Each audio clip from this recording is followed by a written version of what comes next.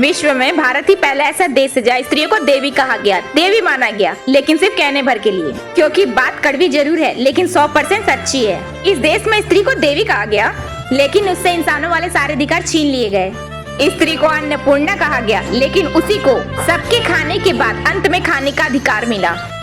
स्त्री को सरस्वती कहा गया, लेकिन उसे शिक्षा का ये अधिकार छीन लिया गया।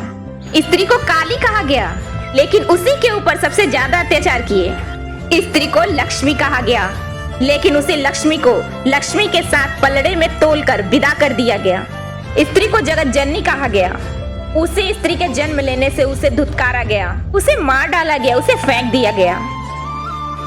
माँ, जिसका भगवान से भी ऊपर का दर्जा होता है, उसे माँ के बूढ़ा हो जाने के बाद उसे घर से निकाल दिया जाता है या तो उसे वृद्धाश्रम छोड़ दिया जाता है।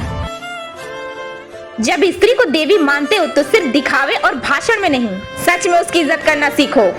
सच में एक स्त्री को सम्मान देना सीखो। सिर्फ कहने से कुछ नहीं होता है। इसलिए अगर देवी मानते हो तो असल में उसकी कद्र करना सीखो, सम्मान देना सीखो। अविरल गंड गलन मद में दुर्मत्त मतंग जरा जपते